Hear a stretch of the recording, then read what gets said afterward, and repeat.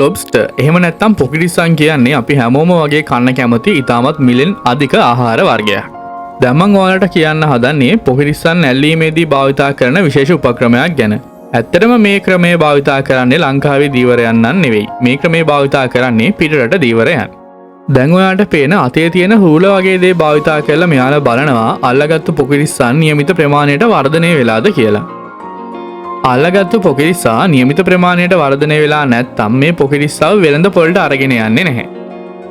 ඒ වෙනුවට මේ දීවරයන් කරන්නේ මේ පොකිරිස්සන්න නැවතත් මුහුදට මුදා හරින එක. මේ ක්‍රමය මගින් මෙයාලා කියන්නේ අනවශ්‍ය විදිහට මාළු මැරෙන එක. එහෙම නැත්නම් අනවශ්‍ය විදිහට පොකිරිස්සන් මැරෙන එක අඩු කරගන්න පුළුවන් කියන එක. ඒ වගේම මේ දීවරයන් ගැහැණු සත්තු අල්ලගන්නේ නැහැලු. මෙයාලා මේකට හේතුවක් විදිහට කියන්නේ දිනෙන් දින දවස ගානේ ගැහැණු සත්තු දඩයම් කරොත් එන්න මාළු අස්වැන්න අඩු වෙනවලු.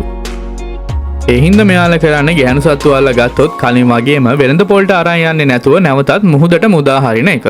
ඉතින් අන්න ඒ විදිහට තමයි අනාගතය ගැන හිතලා දීවර කර්මාන්තේ යෙදෙන්නේ. හැබැයි ලංකාවේ ජීවත් වෙන දැනටත් ඔයා සහ මම දන්න විදිහට මාදල් කර්මාන්තයේ යෙදෙද්දී මාදලට අහු වෙන සියලුම මාළු ඒ කියන්නේ කුඩා සහ ලොකු මාළු ඔක්කොම වගේ මැරෙනවා. ඉතින් මාදල් භාවිතය හින්දා සමහර විට අපිට අනාගතයේ දවසක මාළු අස්වැන්න ඉතාමත් අඩු වෙන්න පුළුවන්. ඉතින් කමක් නැහැ. ඒ කොහොම වුණත් මේ වීඩියෝ එක තව කෙනෙක්ට දැනගන්න ෂෙයා කරන්නත් අමතක කරන්න එපා. ඒ වගේම මගේ YouTube channel එක මතක ඇතුව subscribe කරලා තියාගන්න මේ වගේ ඔයා නොදන්න අලුත් දෙයක් දාපු ගමම බලන්න පුළුවන් වෙන්න.